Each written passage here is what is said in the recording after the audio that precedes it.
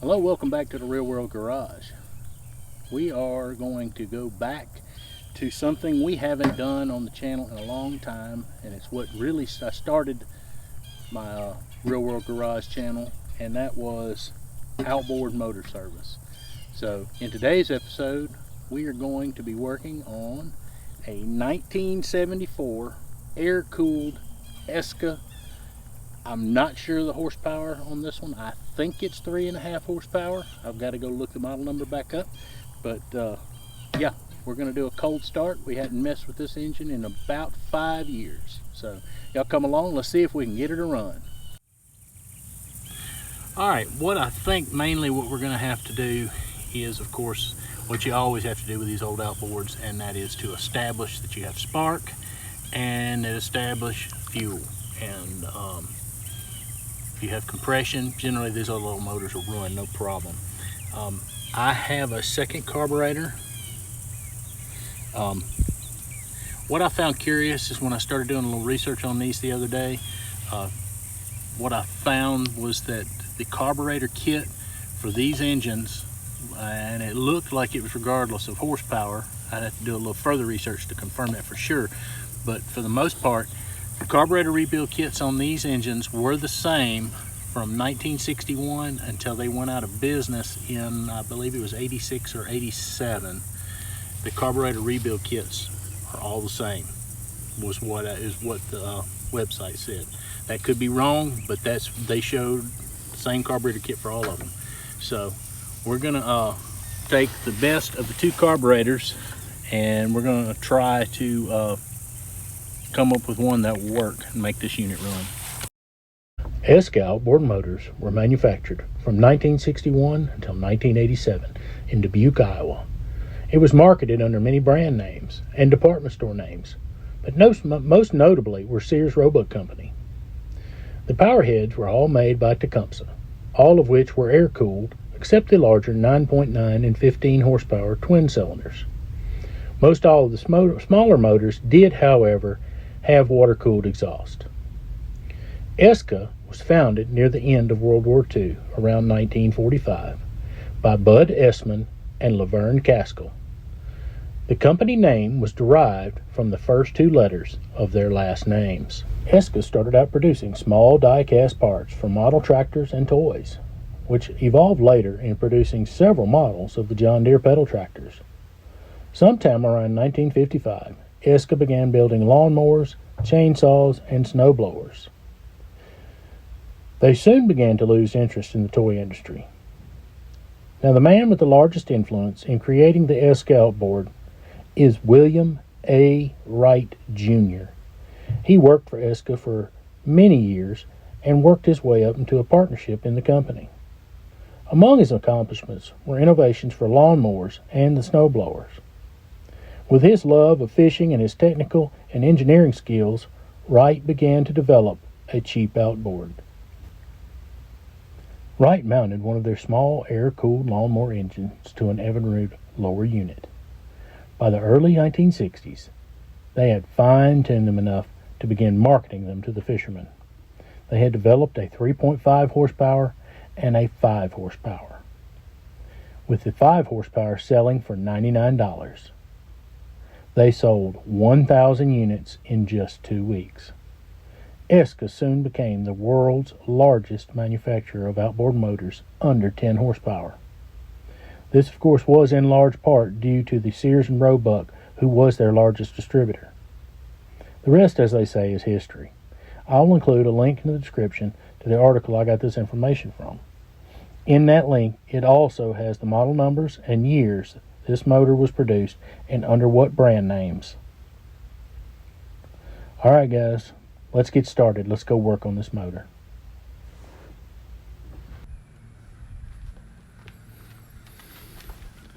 All right, well, as you can see, went ahead and pulled the carburetor off and went ahead and drained the gas out of the tank. It was about 4 or 5 years old. Still smelled okay, like it probably would have burned, but I just didn't think it wise to try to keep and continue to use that gas. So we went ahead and got it out. And over here, on temporary workbench, I have the spare carburetor and the one that came off of this unit. Now, let's talk about a couple of things. Let's talk about the differences between these two carburetors. The main two differences about these two carburetors is the fuel inlet. On the one that came off of it, it only has the gravity feed input. On the spare carburetor, it has the plate that has where you can put the auxiliary fuel tank and the gravity feed tank. For the auxiliary tank, I believe it's what utilizes, there's a pump, and it's called a duckbill pump. And when I get it dug out here in a little bit, I'll show you what the duckbill pump is and basically how it works. One thing I noticed on this carburetor, I don't know if you can tell in this shot or not, but this arm is bent and that plate is wobbling. So that's going to need a little work if this carburetor is going to be used, because it will, instead of turning the blade, throttle blade, it just deflects before it begins to turn. And the way the throttle works on these little motors, if I can get a shot of it, is this piece right here. This is basically, it's a ramp. This ramp right here advances the throttle arm as well as brings up and advances the timing. So with that arm being loose and slightly bent, it does not advance the throttle like it's supposed to. So on this unit, this unit looks really good. It's got a little bit of play, but the arm's not bent, so it should work a good bit better. This carburetor has all the original paint on it. It looks like it's even got looks like these side screws for that plate have never been off. So it almost looks like this carburetor may have never even been apart. So it could be an original. But let me get you set up in the tripod, and we'll start working to get this torn down and go through them. All right, well, we're going to start out with the disassembly of the old carburetor first.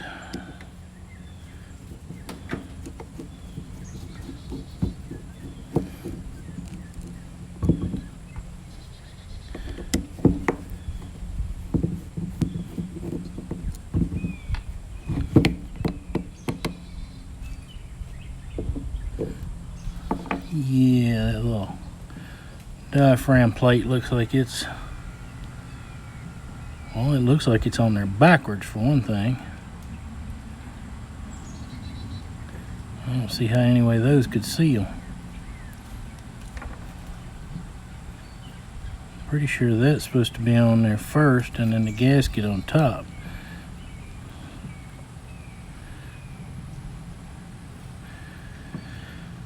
Alright, lay that to the side. Let's see if we can figure out what size that is.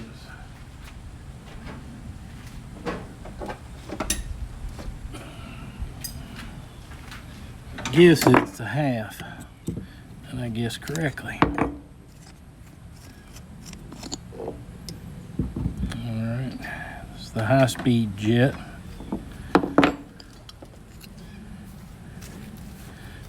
Not a bunch of trash in it. Float's close to being right.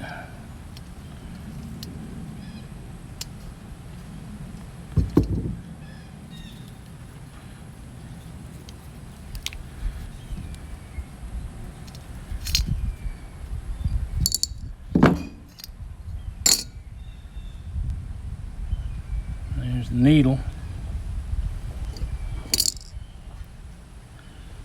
It's really clean inside this carburetor. And remember, we talked earlier about the duckbill pump.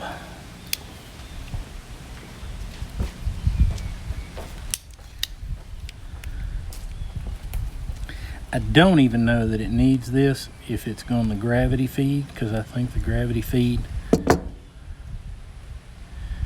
will do just that. But this is a little duckbill pump, and it oscillates with a vacuum and causes fuel to get pulled into the carburetor. I'm gonna lose it. I've got another one. This one was a new one when we were messing with this engine not long before we went back into long-term storage again with it. Not gonna mess with this bowl gasket because I do have a new one, but this one is hard, but it's still in good shape. So, and it was sealing, so I'm not gonna mess with it. But since this is bent, and I don't really feel like trying to take that shaft out and get all that straightened up, let's take this other carburetor apart and see what it's about.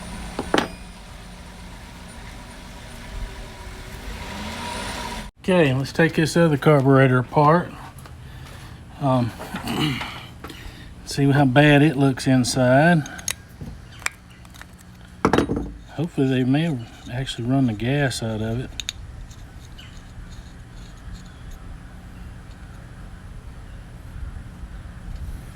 This seems to be a fixed jet carburetor,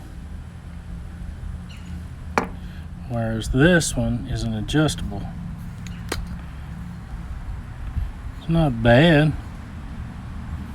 It's not terrible.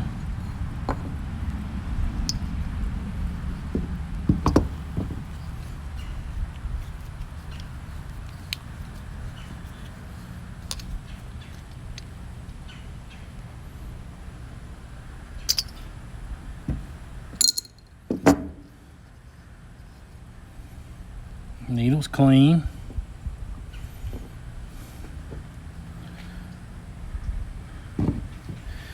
There's a little difference right here. You got this, you got a jet right here, and there's not one here. So I don't know what the difference is.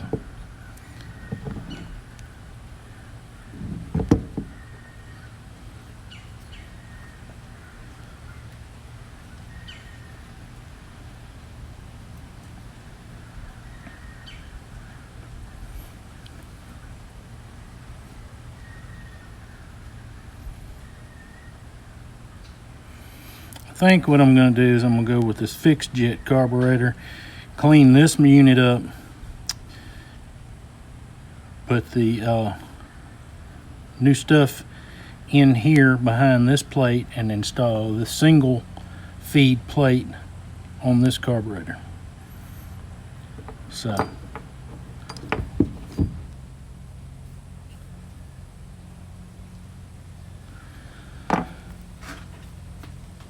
let's get to work.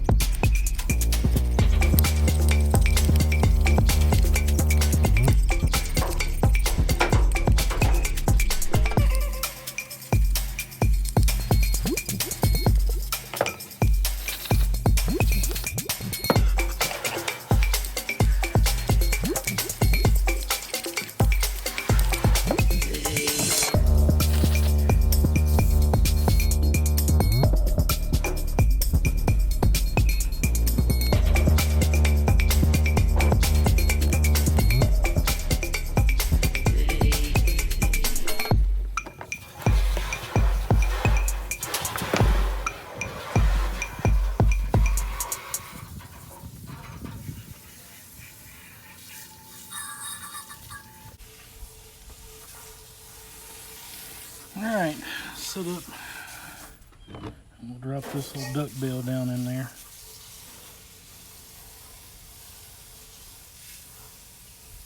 That should act as the pump, although I don't think this one uses it because we are going to be gravity feeding this carburetor. I'm not 100% sure of that. So, all right, we set up the camera.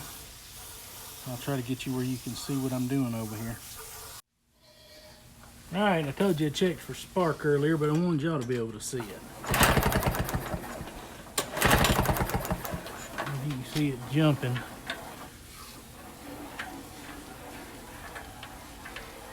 Try that.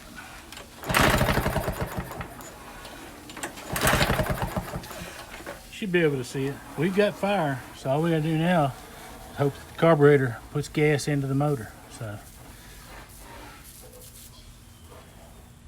we're fixing to fill it up and then fill up the water tank. All right, well, I think I may have figured out somewhat of what may have possibly been wrong with this little motor the last time we tried to run it, and I just didn't catch it. Let me show you something. I went to put the spark plug back in, and I noticed when I tightened the spark plug, I don't know if you can see that or not,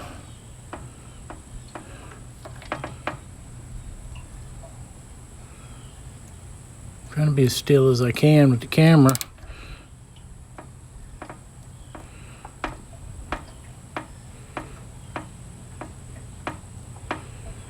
The whole cylinder head's moving. The cylinder head's loose. So we're going to tend to that. Be right back. All right, now that I got it off, let me let you. It's not going to be real good for compression. All right, let's take them screws out. We're going to take and look at the head gasket and see what it looks like. We'll bring you right back. All right, well, we snatched the head off. Didn't take but a couple minutes. And that's the head gasket right there. And I don't see any bad spots in it. So I am going to take and put that head gasket back on and cinch the screws down. I'm going to see if I can find my blue Loctite, put on these bolts, and maybe keep them from vibrating back loose. But the cylinder, I don't really feel any scoring. Cylinder looks pretty good. So hopefully we'll be making noise here in just a few minutes. All right, well, here we go. We're gonna see what happens. Choke's out. It's got fresh gas in it. It's got spark, head's tightened up. Everything's back together. Let's see if it'll spit and pop.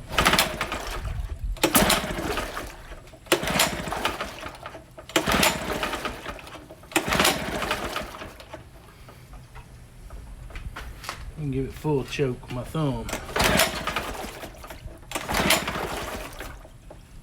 All right, we got gas coming out for sure now.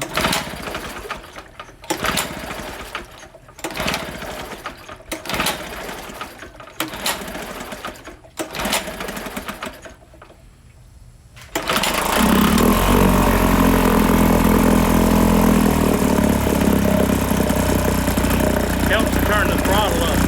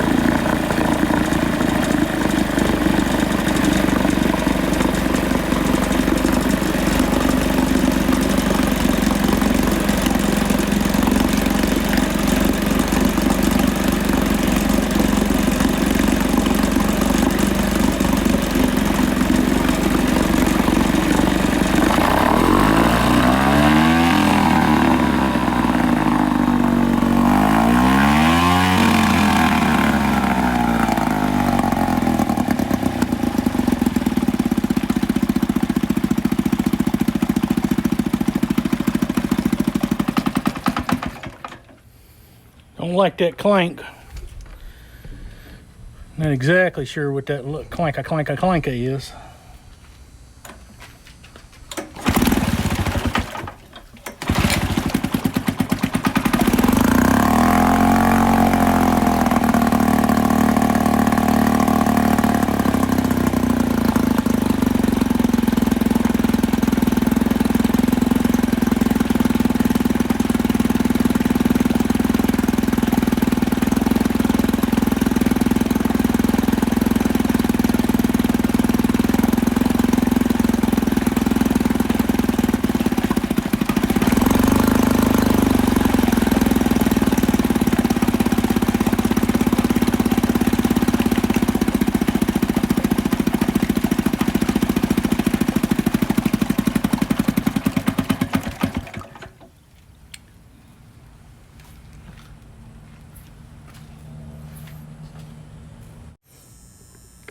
All right, well, we've got a couple more things to cover. I wanted to show you, I did find the shroud that goes over the front of the motor.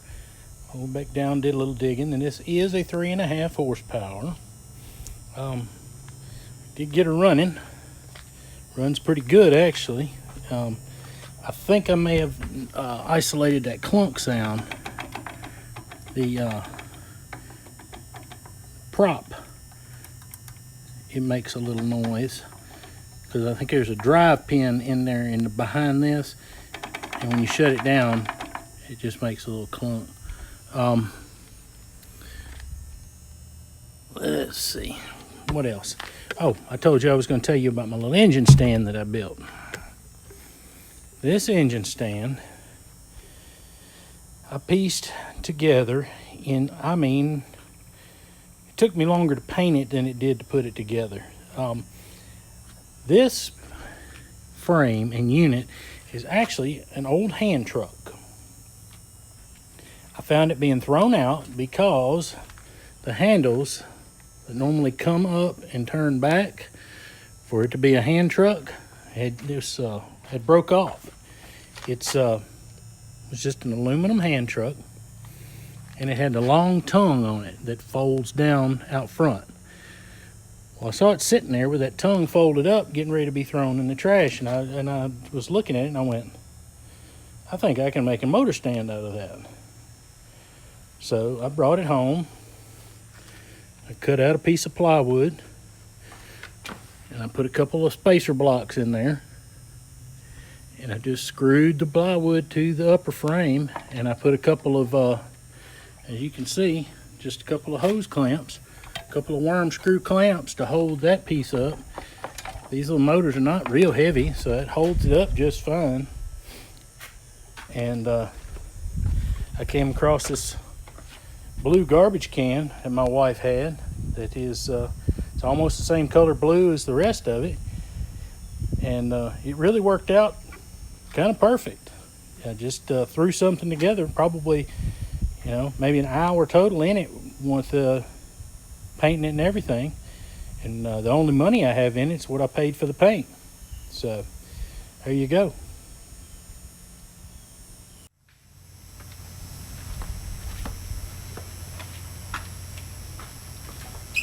Thanks for coming by the Real World Garage today. We're glad you could join us as we work on this old ESKA 3.5 horsepower.